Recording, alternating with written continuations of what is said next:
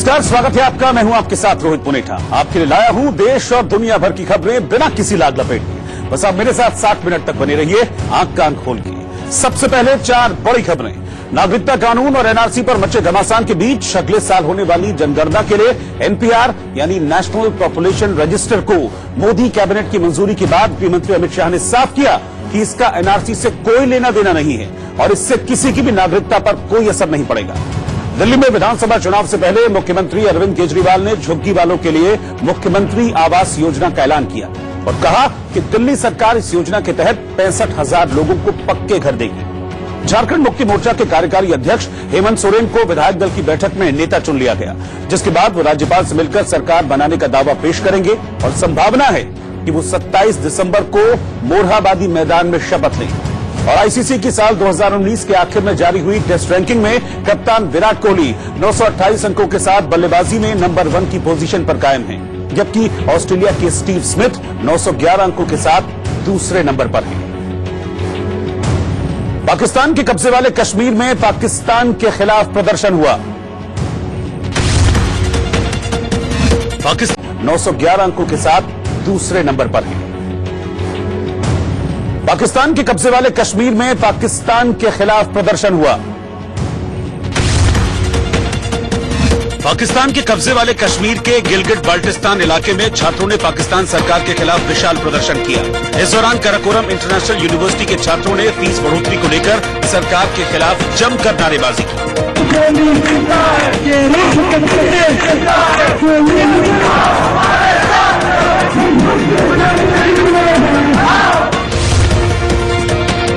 कोलकाता में मुख्यमंत्री ममता बनर्जी ने नागरिकता संशोधन कानून के खिलाफ गांधी स्टैच्यू से विवेकानंद हाउस तक पदयात्रा निकाली। इस दौरान ममता बनर्जी के साथ हजारों की संख्या में टीएमसी के कार्यकर्ता भी मौजूद रहे।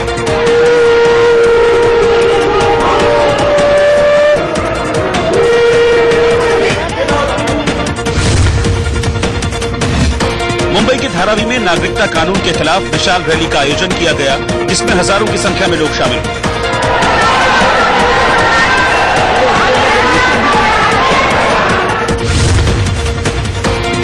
कर्नाटक के बेंगलुरु में पुलिस ने नागरिकता कानून के खिलाफ प्रदर्शनकारियों के पत्थर बरसाने का सीसीटीवी वीडियो जारी किया।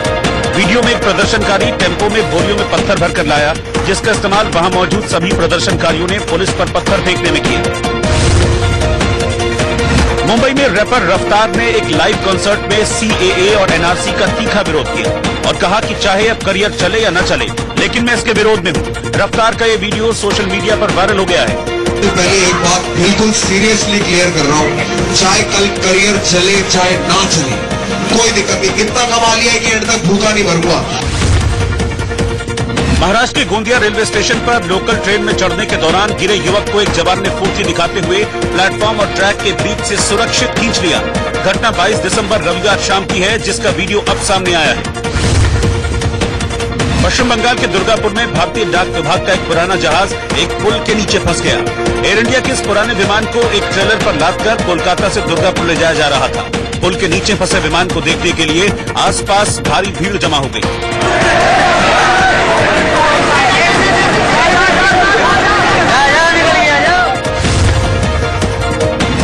उत्तराखंड के ऋषिकेश में जॉली ग्रांट हॉस्पिटल के तिराहे के पास एक तेज रफ्तार कार ने एक शख्स को जोरदार टक्कर मार दी। टक्कर लगते ही वहां खड़ा शख्स दूर जा गिरा, जिसे गंभीर हालत में अस्पताल में भर्ती कराया गया।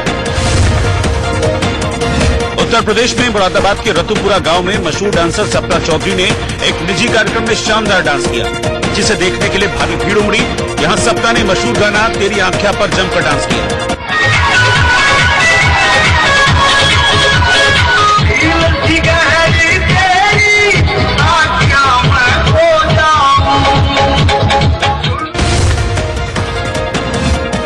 महाराष्ट्र में भंडारा जिले में मोहगांव के परिवार ने 60 साल तक खेती करने के बाद अपने मुखिया गजानन काले को शानदार रिटायरमेंट दिया। परिवार ने एक विदाई समारोह आयोजित किया और उन्हें बैलगाड़ी पर बिठाकर गाजे बाजे के साथ जुलूस निकाला।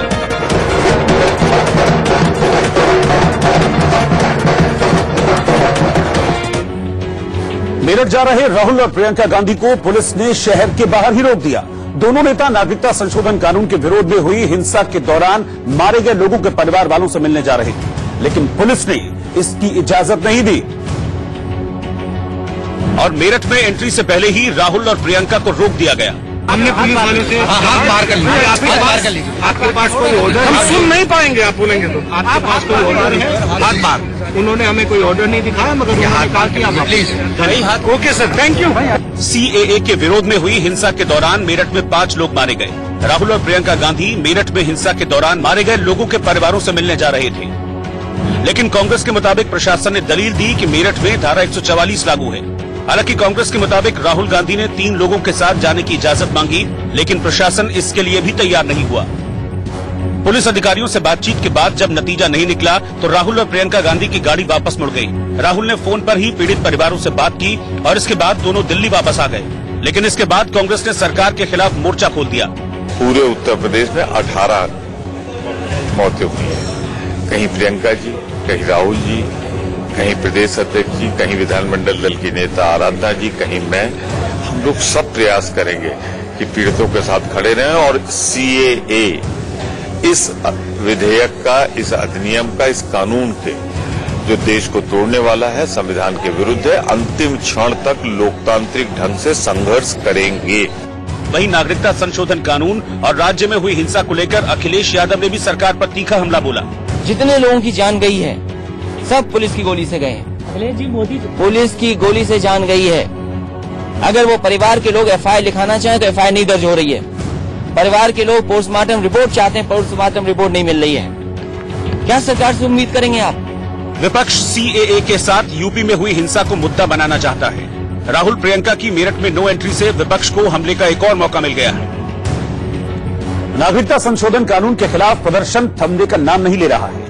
दिल्ली से लेकर चेन्नई और कोलकाता से लेकर कर्नाटक तक विरोध प्रदर्शन का सिलसिला जारी रहा। दिल्ली में जामिया यूनिवर्सिटी के छात्रों के साथ कई संगठनों ने मंडी हाउस इलाके में प्रदर्शन किया और बड़ी तादाद में जुटे लोगों ने सीएए और एनआरसी के खिलाफ जमकर नारेबाजी की।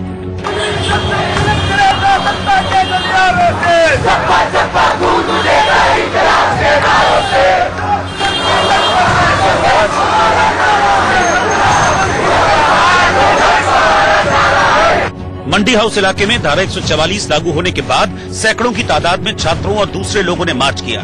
इसमें जामिया यूनिवर्सिटी के साथ लेफ्ट संगठनों के लोग भी शामिल हुए और नागरिकता संशोधन कानून के साथ एनआरसी को वापस लेने की मांग की गई। ये हम मांग करते हैं कि एनआरसी को तुरंत इसी स्टेज पे रोका जाए। प्रधानमंत्री घोषणा करें कि एनआरसी नहीं हो रहा है। हम ये मांग करते हैं कि ये जो अनकॉन्स्टिट्यूशनल सीएए है उसको संसद से वापस खारिज करवाया जाए। विरोध कर रहे छात्रों ने हाथों में पोस्टर बैनर लेकर मार्च किया। उनके हाथों में भगत सिंह और अशफाकुल्लाह की तस्वीरें भी नजर आ रही हैं। दिल्ली में ये मार्च शांतिपूर्ण तरीके से हुआ। हालांकि सुरक्षा के लिहाज से बड़ी तादाद में पुलिस वाले वहां मौजूद रहे। इसी तरह कर्नाटक के हुबली में भी सीएए का जबरदस्त विरोध हुआ।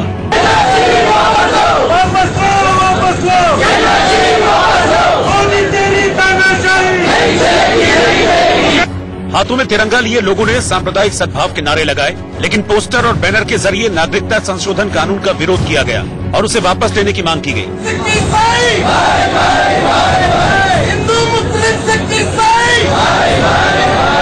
हुबली में भी भीड़ का विरोध प्रदर्शन शांतिपूर्ण रहा और कोई हंगामा नहीं हुआ।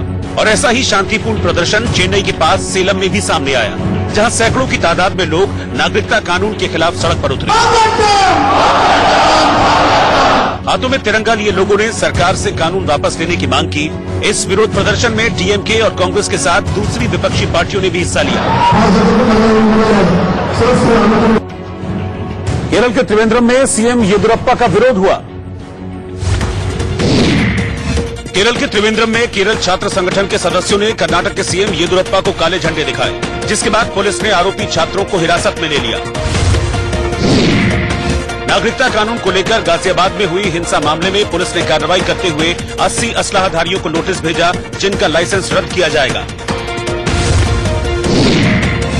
आईआईटी मद्रास में जर्मनी के छात्र जैकब लिंडेंथल को नागरिकता संशोधन कानून के खिलाफ विरोध प्रदर्शन में शामिल होने पर उसे वतन वापस भेज दिया गया।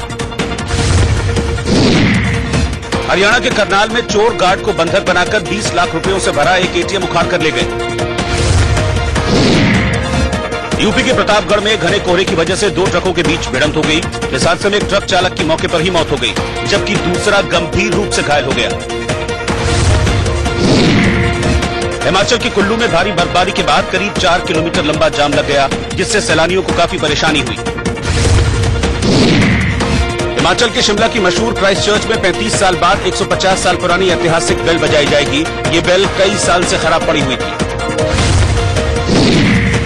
फ्रांस के पेरिस में ट्रांसपोर्टरों की हड़ताल के खिलाफ दुकानदारों ने सड़क पर मार्च निकाला।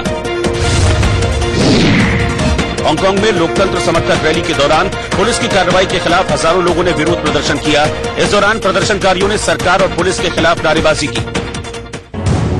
राजधानी दिल्ली में आग लगने के रोज नए मामले सामने आ रहे हैं। ताजा मामला नरेला में जूते की फैक्ट्री का है, जिसमें आग लगने के बाद मौके पर अफरा तफरी मच गई। आग इतनी भयानक थी कि उसकी लपटें दूर से ही दिखाई देने लगी और देखते ही देखते इस आग ने पास की दूसरी फैक्ट्री को भी चपेट में ले लिया।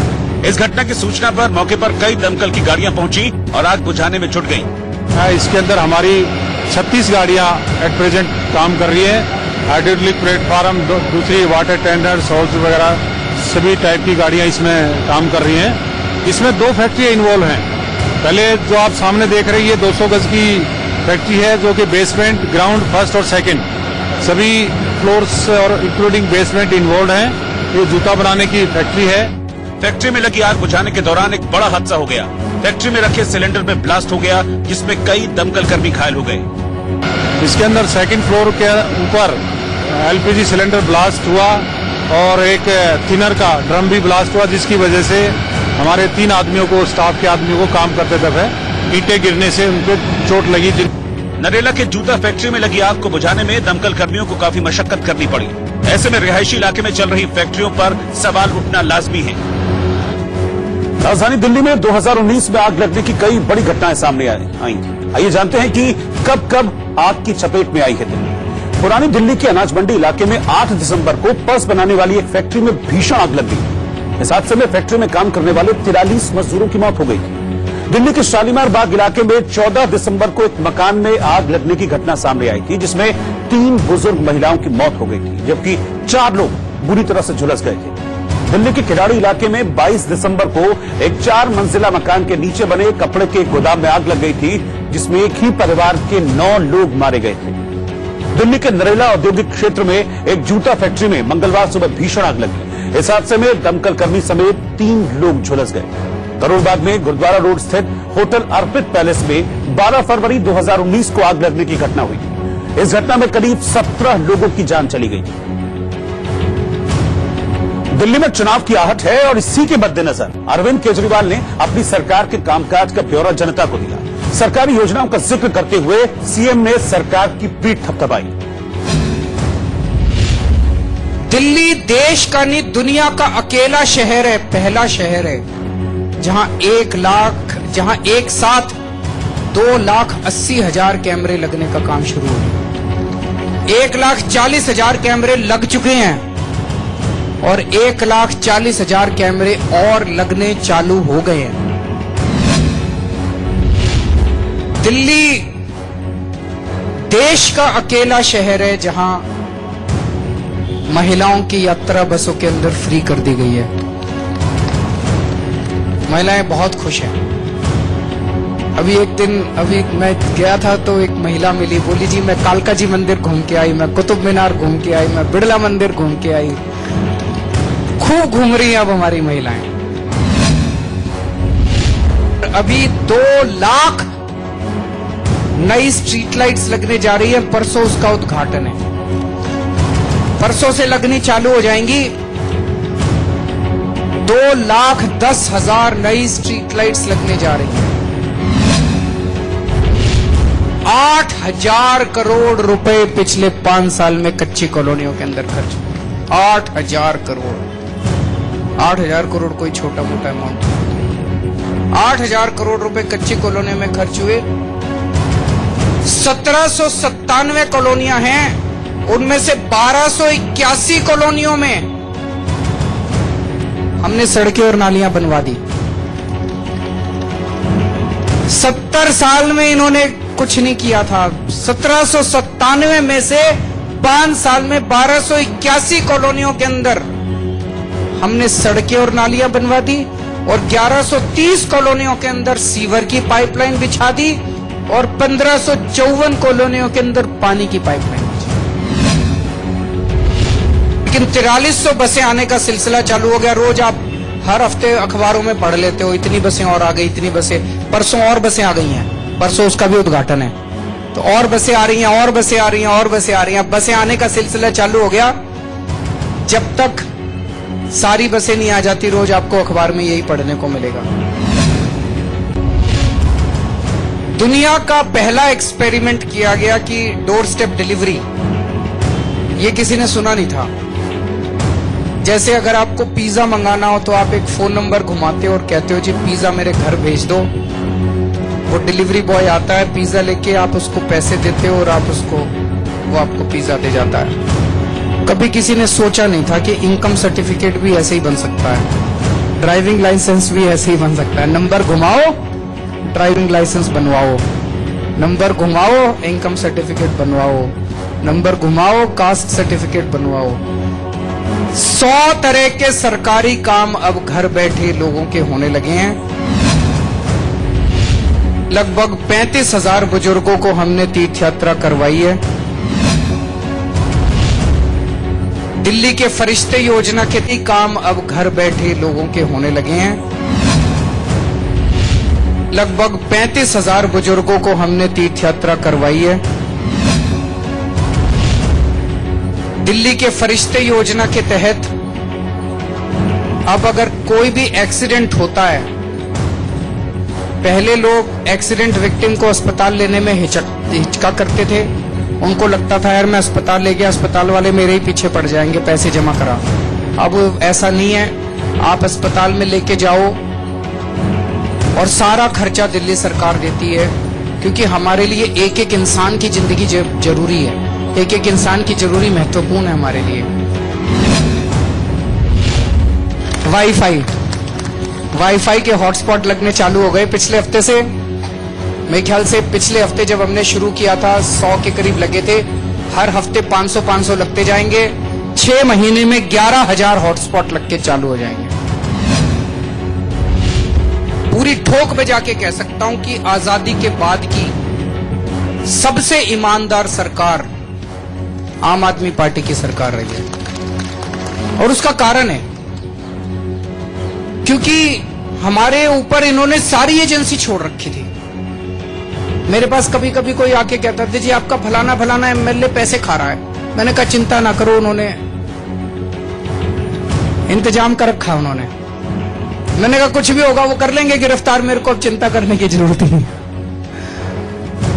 उत्तर प्रदेश में प्रदर्शनकारियों पर दर्ज केस वापस लेने की मांग की गई।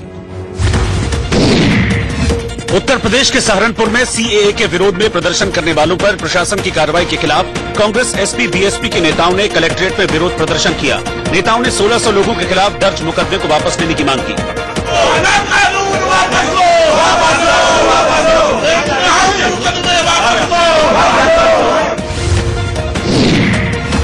उत्तर प्रदेश के जौनपुर में कलेक्ट्रेट परिसर में एक महिला वकील ने पुरुष वकील की पिटाई कर दी। मुवक्किल की जमानत राशि को लेकर दोनों के बीच विवाद हुआ था।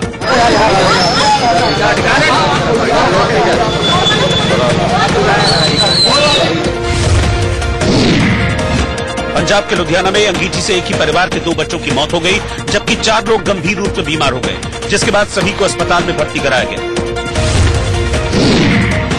दिल्ली में गृह मंत्रालय में जम्मू कश्मीर की सुरक्षा को लेकर अहम बैठक हुई, जिसमें अजीत डोभाल, सेना प्रमुख जनरल बिपिन रावत समेत कई बड़े अधिकारी शामिल हुए। गोरखपुर में नागरिकता कानून का विरोध करने वाले गिरफ्तार परिवार से कांग्रेस के प्रदेश अध्यक्ष अजय कुमार लल्लू ने मुलाकात की। उत्तर प्रदेश के ग्रेटर नोएडा में 50,000 के इनामी बिल्डर विनय जैन को पुलिस ने गिरफ्तार कर लिया। विनय जैन एबीजे हाइट सोसाइटी का डायरेक्टर है, जो धोखाधड़ी के केस में फरार चल रहा था। मुंबई में मशहूर क्रिकेटर सचिन तेंदुलकर और सुनील गावस्कर ने मुख्यमंत्री उद्धव ठाकरे से उनके आवास मातोश्री जाकर मुलाकात की। असम के गुवाहाटी में क्रिसमस के लिए बाजार गुलजार हो गए, जहां लोगों ने जमकर खरीदारी की। वहीं इस मौके पर चर्च और मॉल की शानदार सजावट की गई। रेल में किराए में 10 से 20% इजाफे के प्रस्ताव को सरकार की मंजूरी मिल गई, जिसके बाद इस सप्ताह किराया बढ़ाने की घोषणा हो सकती है। कारोबारी सप्ताह के दूसरे दिन भी शेयर बाजार गिरावट के साथ बंद हुआ। सेंसेक्स 181 अंक फिसलकर 41,661 पर बंद हुआ, जबकि निफ्टी 48 अंक गिरकर 12,214 पर बंद हुआ। और आप कान खोल के मैं फिलहाल वक्त हो गया एक छोटे से ब्रेक का। ब्रेक के बाद हम आपको दिखाएंगे नागरिकता पर रैपर रफ्तार के बिंदास बोल।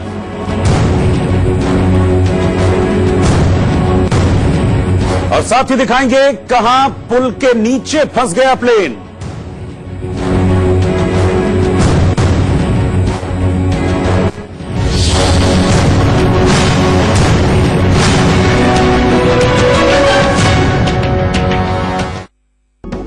Powered by Cinthol cool soap. तो इस समर सन को कर दो सेट।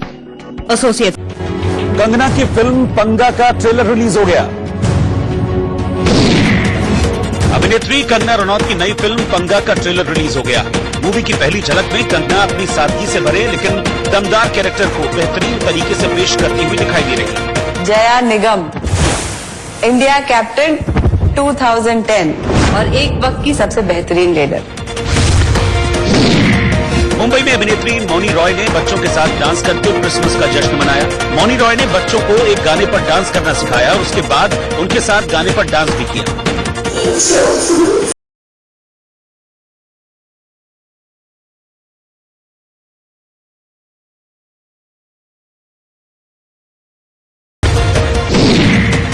अभिनेता अनिल कपूर ने अपने परिवार और करीबी दोस्तों के साथ अपना 63वां जन्मदिन मनाया।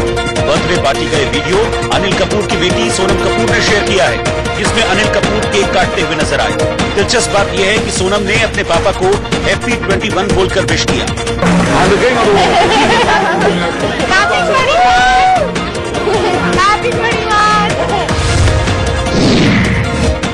अभिनेता वरुण धवन ने मुकाबला गाने पर नाचते हुए अपना एक वीडियो ट्विटर पर शेयर किया है। इस वीडियो में वो कोरियोग्राफर गणेश आचार्य के साथ मुकाबला गाने पर थिरकते हुए नजर आए।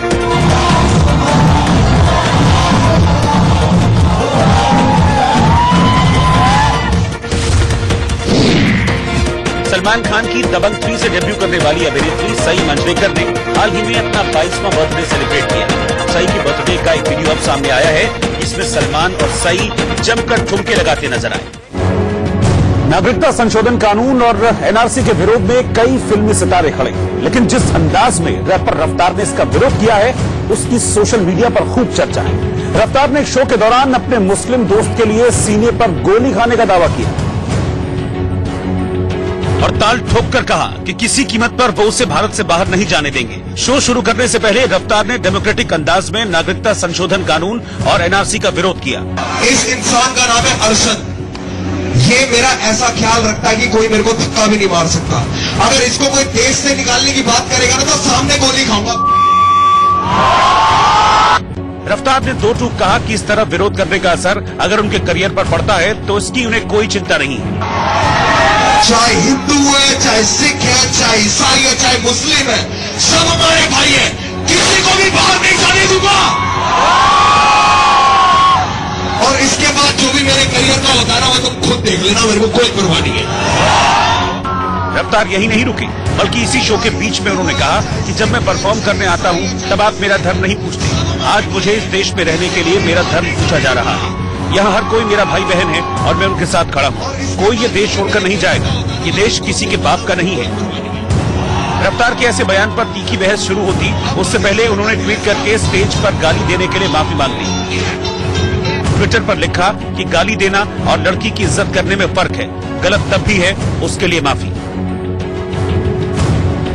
नागरिकता संशोधन कानून और एनआरसी पर मचे घमासान के बीच मोदी कैबिनेट ने एनपीआर यानी नेशनल पॉपुलेशन रजिस्टर को हरी झंडी दिखा दी। केंद्रीय कैबिनेट ने नेशनल पॉपुलेशन रजिस्टर को अपडेट करने की मंजूरी दी।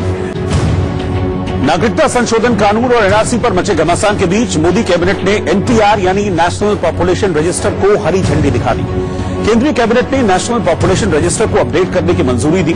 इसके तहत देश भर के नागरिकों का डेटाबेस तैयार किया जाए। कैबिनेट ने इसके लिए 3,941 करोड़ रुपए के बजट के आवंटन पर मुहर लगा दी। नेशनल पॉपुलेशन रजिस्टर के तहत 1 अप्रैल 2020 से 30 सितंबर 2020 तक नागरिकों का डेटाबेस तैयार करने के लिए देश भर में घर घर जाकर जनगणना की जाएगी। असम को छोड़कर सभी राज्यों और केंद्र शासित प्रदेशों में एनपीआर को अपडेट करने का काम किया जाएगा। देश के सामान्य निवासियों की व्यापक पहचान का डेटाबेस बनाना एनपीआर का मुख्य लक्ष्य है। इस डेटाबेस में जनसांख्यिकी के साथ बायोमेट्रिक जानकारी भी होगी। गृहमंत्री अमित शाह ने एनपीआर और एनआरसी के बीच का फर्क बताते हुए विपक्ष की तरफ से हो रही बयानबाजी पर पलटवार किया। अमित शाह ने साफ किया कि एनपीआर की प्रक्रिया यूपीए के समय से चल रही है और इसका एनआरसी से कुछ लेना देना नहीं। एनपीआर जो है वो जनसंख्या का रजिस्टर है, जो पॉपुलेशन रजिस्टर है। देश में जो भी रहते हैं उनके नाम रजिस्टर किए जाते हैं, जिसके आधार पर देश की अलग अलग योजनाओं का आकार बनता है। और एनआरसी है, नेशनल रजिस्टर ऑफ सिटीजन्स। इसमें से हर व्यक्ति से प्रूफ मांगे जाते हैं कि आप बताइए कि भाई आप किस आधार पर इस देश के नागरिक हो। ये दोनों प्रक्रिया का कोई लेन देन नहीं है, न दोनों प्रक्रिया का एक दूसरे के सर्वे में उपयोग हो सकता है। एनपीआर के लिए जो अभी प्रक्रिया चलेगी, इसका उपयोग कभी भी एनआरसी के लिए नहीं हो सकता। दो कानून भी अलग है। ये भारतीय जनता पार्टी की सरकार ने शुरू नहीं की है। 2004 में यूपीए सरकार ने एक कानून बनाया जिसके तहत प्रक्रिया चालू हुई, और 2010 में जब जनगणना हुई 2010-11 में, इसके साथ इसको किया गया। अब फिर से जनगणना हो रही, इसके साथ ही करने का प्रावधान है। इसके अंदर देश के अंदर रहने वाला हर कोई व्यक्ति अपनी स्वतः की इच्छा से एक ऐप के अंदर भरकर भेजेगा, कोई सपोर्ट डॉक्यूमेंट नहीं मांगेगा। जो लोग इसके लिए अपप्रचार कर रहे हैं वो गरीबों का और विशेषकर माइनॉरिटी का नुकसान कर रहे हैं, क्योंकि ये प्रक्रिया से जो कटेंगे उनके लिए ये योजनाओं में कैसे जगह बनेगी, इसका अंदाज कैसे लगेगा। मैं आपको बताता हूं कि गुजरात का सूरत शहर, ढेर सारे वहां उड़ीसा से, यूपी से, बिहार से लोग आकर बसे हैं, रोजी रोटी के लिए बसे, परिवार के साथ भी बसे हैं। अब जब एनपीआर के माध्यम से ये मालूम नहीं पड़ेगा कि कितने उड़िया बच्चे यहाँ रहते हैं, तो उड़िया भाषा की प्राथमिक शालाएं वहां कितनी खोली जाएगी, आप मुझे बताइए। कैसे सरकार तय करेगी? म्यूनिसिपल कॉर्पोरेशन कैसे तय करेगा? हिंदी भाषी स्कूल्स कितनी खोली जाएगी, वो कैसे तय करेंगे? क्योंकि गुजरात में प्राइमरी एजुकेशन गुजराती में है, ऑब्वियसली। सीए का बवाल अब थमता जा रहा है, सब लोग सीए को समझने लगे हैं, तो अब नई पॉलिटिक्स कर एनपीआर पे विवाद खड़ा करो। इसको पॉलिटिक्स कहते हैं। कम्युनिकेशन कहते हैं कि हमने 31/7/2019 को नोटिफिकेशन किया, उसके बाद सारे राज्यों ने नोटिफिकेशन कर दिया है। नागरिकता संशोधन कानून और एनआरसी के खिलाफ ममता बनर्जी की मोर्चाबंदी जारी है। कोलकाता में रैली निकालकर ममता बनर्जी ने एक बार फिर सीएए और एनआरसी को लेकर केंद्र सरकार और बीजेपी पर हमला बोला और एक बार फिर सैकड़ों की तादाद में खड़े लोगों से नारेबाजी करवाई।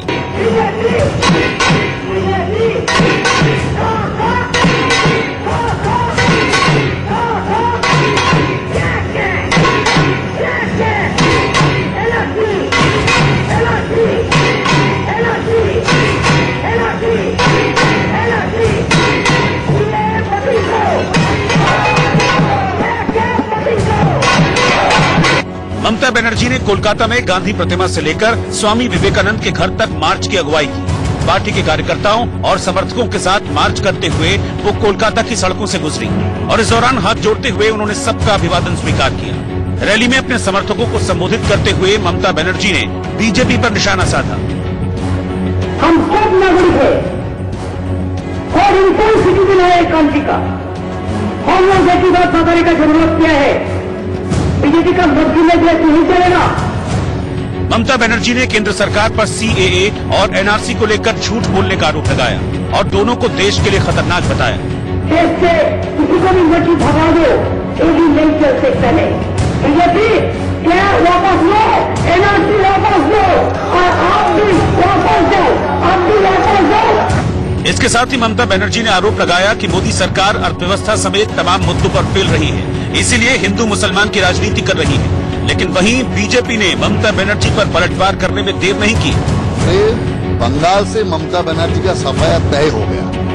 वो इधर उधर सीएम का पास घूम के क्या करेगी, उसका खुद का सीएम का पद नहीं रहेगा, तो इसीलिए जितना भी सीएम से कांटेक्ट करे और वो करे, कुछ होने वाला नहीं है। पश्चिम बंगाल में स्पष्ट हो गया, बांग्लादेश से आए हुए मुसलमान घुसपैठी का साथ ममता जी है। बांग्लादेश से जो पीड़ित विताड़ित हिंदू जनता है, उनके साथ ममता जी नहीं है। ममता बनर्जी और बीजेपी दोनों की रणनीति पश्चिम बंगाल में सीएए और एनआरसी को लेकर सबसे बड़ा चुनावी मुद्दा बनाने की है, इसीलिए दोनों पार्टियां लगातार इसे लेकर रैलियां कर रही हैं। मध्य प्रदेश के जबलपुर में किसानों ने प्रदर्शन किया है। मध्य प्रदेश में जबलपुर के पनागर इलाके के किसानों ने धान की होली जलाई और प्रशासन के खिलाफ गुस्से का इजहार करते हुए नारेबाजी की। उत्तराखंड में हरिद्वार के लक्सर में लोगों ने छेड़खानी के आरोपी एक युवक की पिटाई कर दी और युवती से माफी मंगवाने के बाद उसे छोड़ा।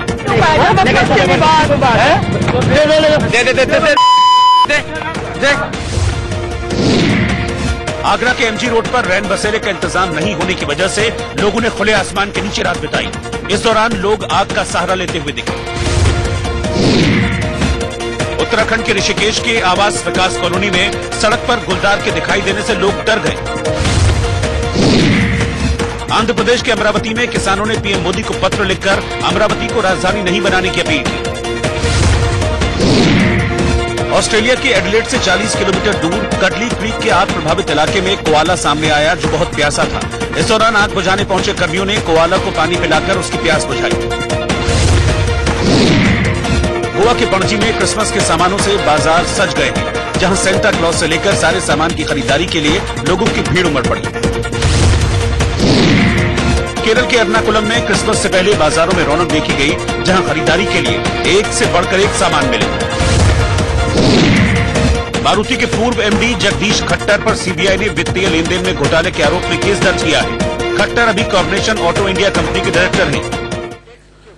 आम आदमी पार्टी के सांसद भगवंत मान की प्रेस कॉन्फ्रेंस के दौरान हंगामा हो गया। चंडीगढ़ में प्रेस कॉन्फ्रेंस के दौरान जैसे ही इंडिया न्यूज के पत्रकार ने भगवंत मान से पार्टी के विपक्ष के तौर पर भूमिका को लेकर सवाल किया तो भगवंत मान आग बबूला हो गए और पत्रकार से भिड़ गए। इस दौरान सांसद भगवंत मान और पत्रकारों के बीच धक्का मुक्की भी हुई। एक ही गल बड़ी एक ही गल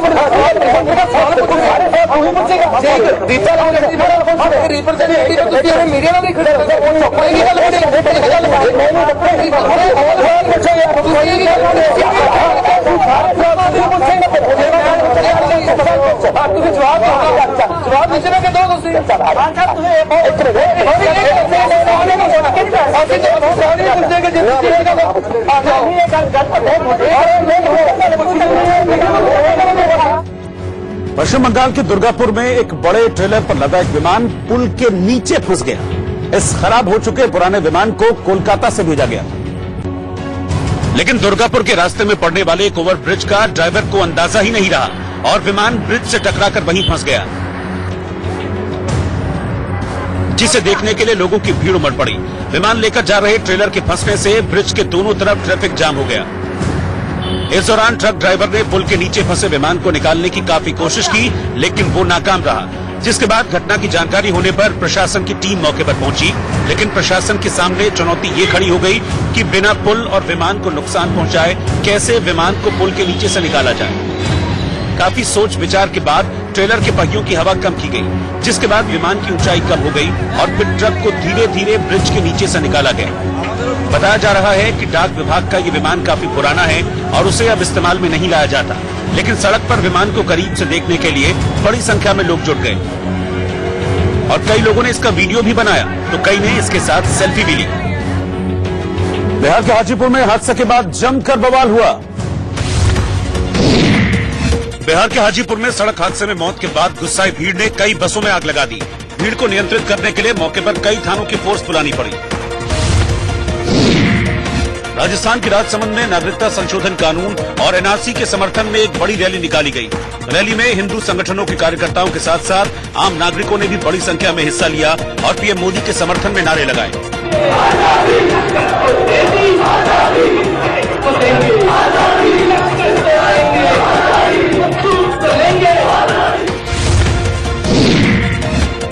उत्तराखंड के मुख्यमंत्री त्रिवेंद्र सिंह रावत ने जोशीमठ और परसारी गांव के पास पुनार पुल और जोशीमठ मलारी सड़क का लोकार्पण किया। कर्नाटक के हुबली में नेहरू स्टेडियम में करीब 10,000 लोग इकट्ठा हुए और नागरिकता कानून के खिलाफ प्रदर्शन किया। जम्मू कश्मीर के पुंछ जिले में रहने वाली पाकिस्तानी महिला खतीजा बेगम को 36 साल बाद भारतीय नागरिकता प्रदान की गई। भारतीय नागरिकता मिलने पर खतीजा बेगम, उनके पति मोहम्मद ताज और परिजनों ने केंद्र सरकार का शुक्रिया अदा किया। सर, मैं सबसे पहले अपने central government, MHA ministry, state government और डिस्ट्रिक्ट इंतजामिया का दिल की गहराइयों से शुक्रिया अदा करता हूँ। और लौट रहे फौरन वापस, आप बने रहिए इंडिया न्यूज के साथ।